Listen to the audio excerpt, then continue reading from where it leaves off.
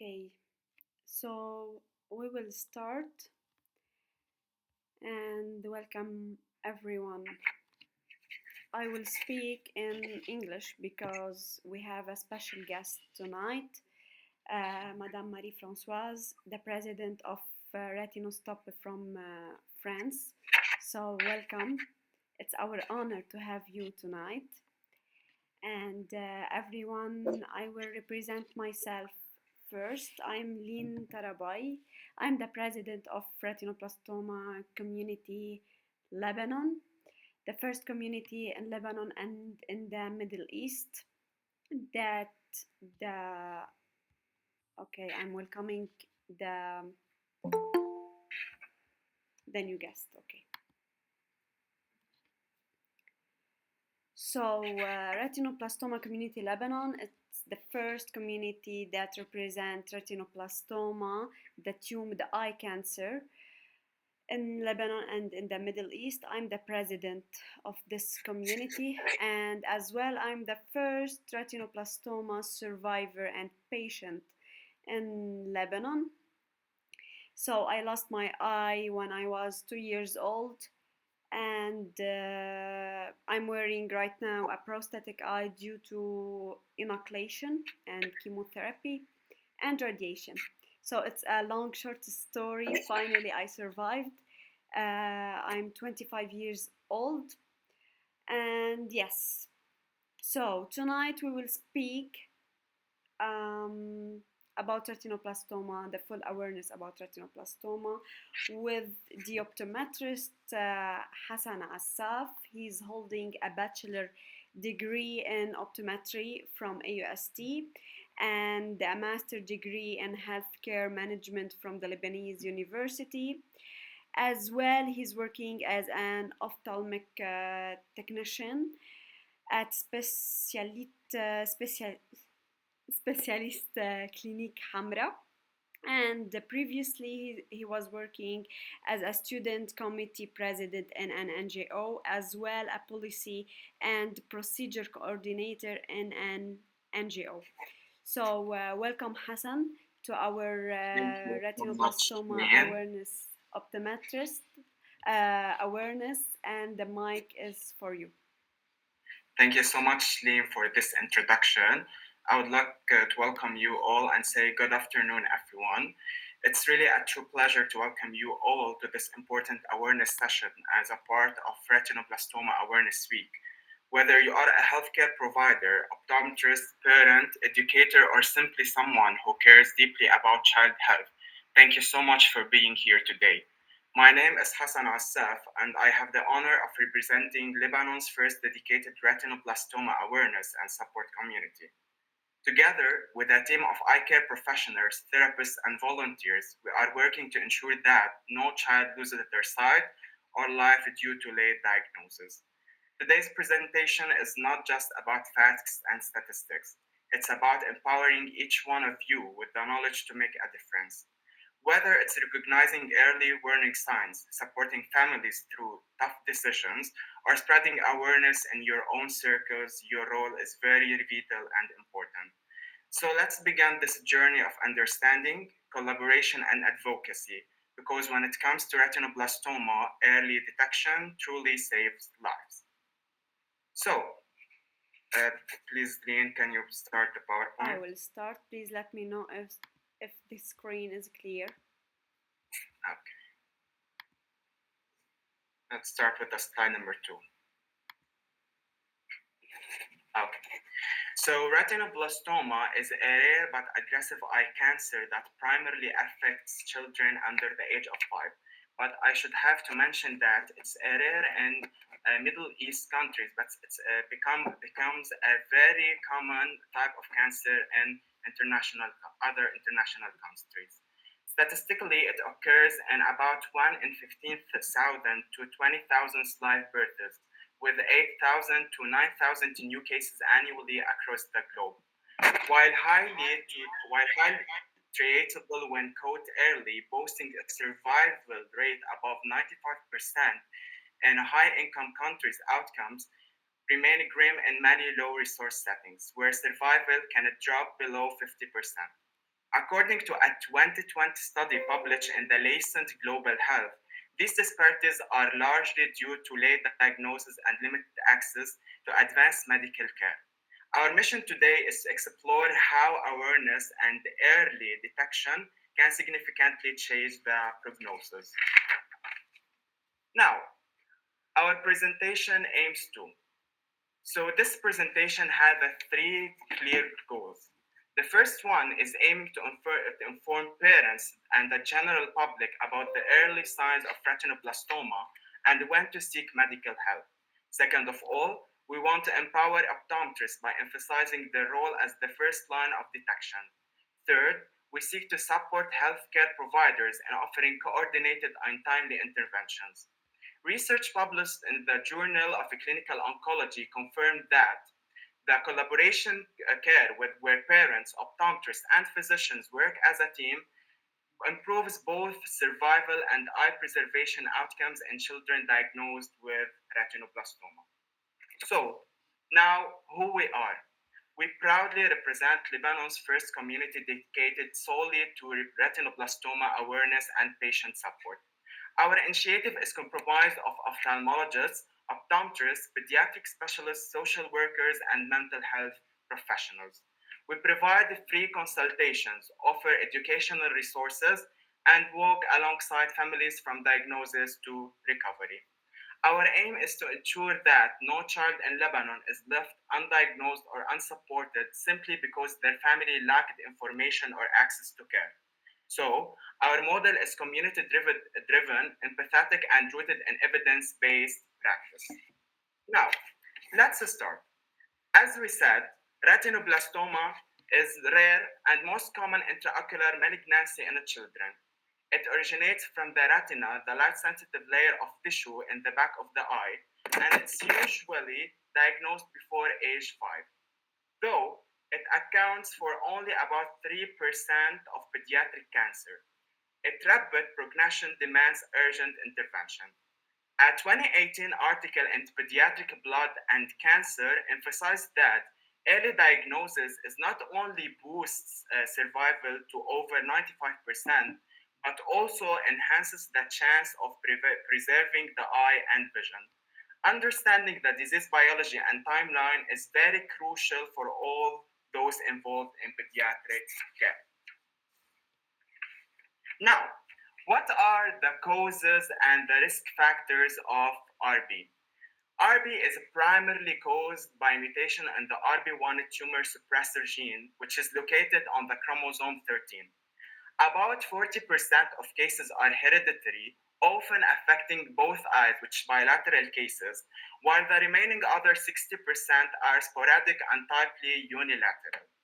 According to the US National Cancer Institute, children with a family history of retinoblastoma or known RBN1 mutation face a significantly elevated risk.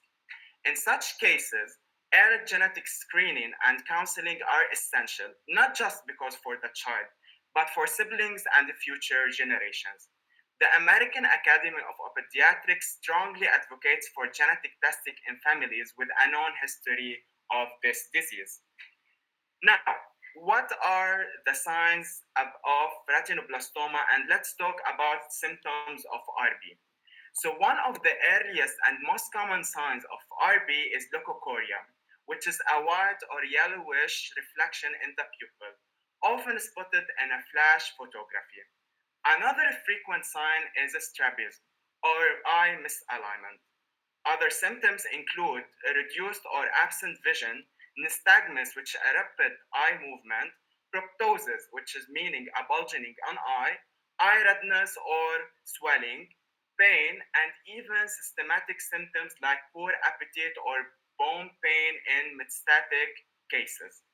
A joint study published in the British Journal of Ophthalmology and Pediatric Blood and Cancer concluded that many of these symptoms are frequently overlooked or misattributed, leading to delayed diagnosis.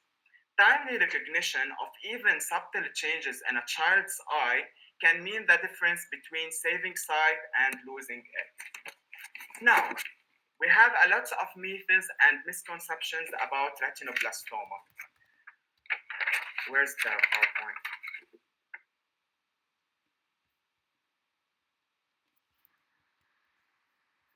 Just a minute. No worries.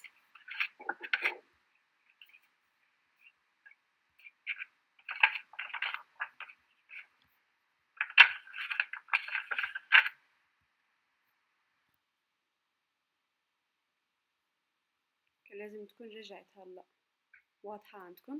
Okay. Yes. Okay. Sorry for this. So we are talking about the myths and misconceptions. Yeah. Please. On the slide number 7. Okay. So a dangerous misconception among the public is that a child's lazy eye or strabismus is benign and self-correcting. Unfortunately, it's not. Such assumptions often delay diagnosis. In reality, what may appear as a lazy eye could actually be a symptom of a deeper issue like retinoblastoma. Another myth is that the condition will resolve on its own or with age, which is far from true. A 2017 article in the Journal of Global Oncology noted that diagnostic delays, often caused by these myths, lead to a higher likelihood of needing inoculation and increase the risk of metastasis. It's very important and essential to dispel misinformation and encourage urgent evaluation of any eye abnormality. Now, to make these myths and misconceptions wrong, let's learn how to do a flashlight test at home. Parents can play a very vital and important role in early detection. A simple but powerful tool is the flashlight or flash photography test.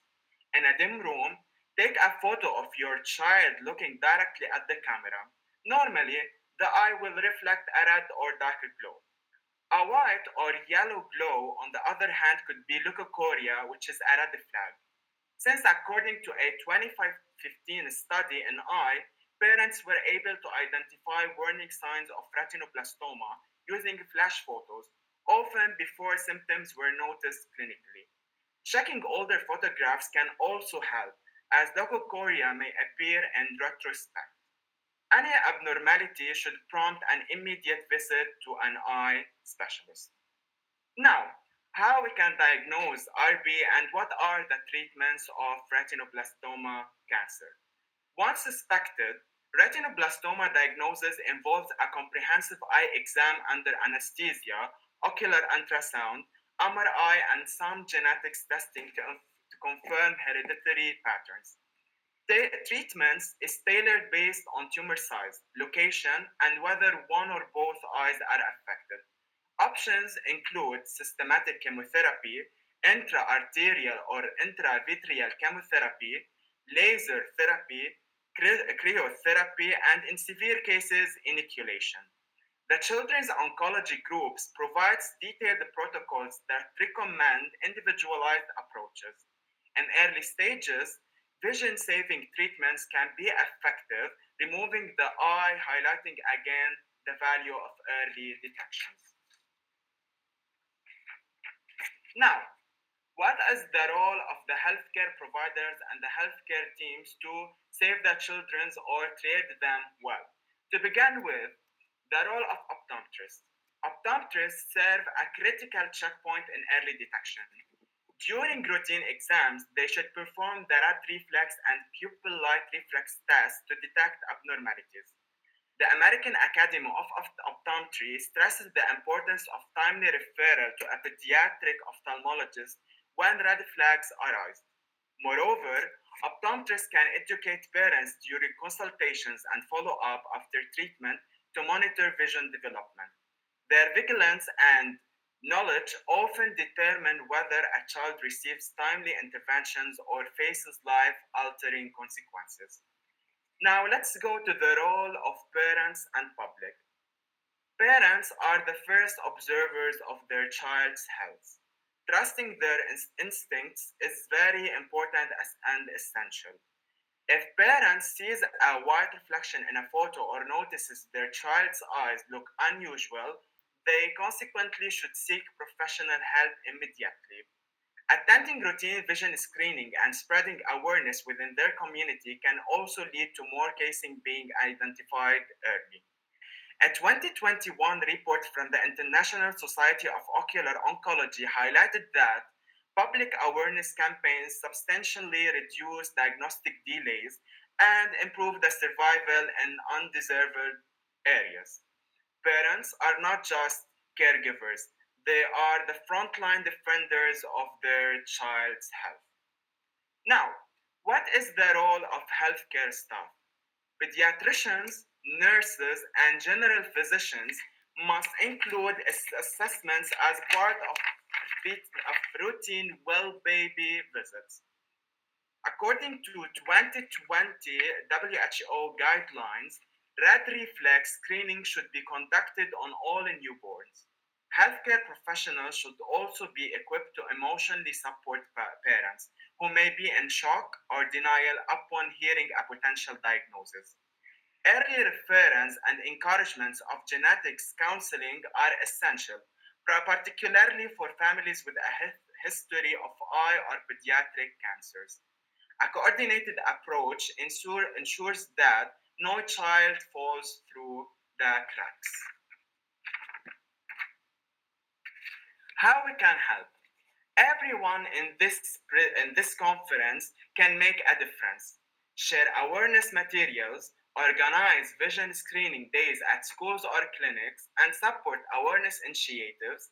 Research from BMC Public Health indicates that grassroots engagements and community involvement lead to significant improvements in the timing of diagnosis. Whether you are a healthcare professional, parent, or concerned citizen, your voice can save lives. A single conversation, a single photo, or a single act of advocacy can change a child's future. You can join the movement. Finally, we invite you to be part of our mission.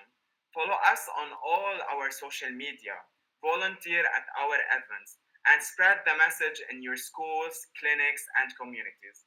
Collaborate with us to host awareness talks or educational sessions. The more people we reach, the more lives we can save. Together, we can create a future where no child suffers from late stage RB due to a lack of awareness. As we come to the end of this presentation, I would thank you all for your time, attention, and commitment to children's eye health. Retinoblastoma may be rare, but its impact is profound. And with awareness, that impact can be life saving. Whether you are on the front line of care or a part of a child support system, your actions matter. One photo, one referral, and one shared conversation can be the change the course of a child's future. I invite you to stay connected with our community, follow us on our all social media platforms, and become advocates in your own spaces. Together, we can bring light to early detection, hope to families, and vision to children who deserve a full and healthy life. Thank you all, and let's keep the conversation going. Thank you so much. Thank you so much, Hassan. Thank you, everyone, for listening to our webinar. The retinoblastoma is more than an inoculation and cancer. It's a long, hard journey. I will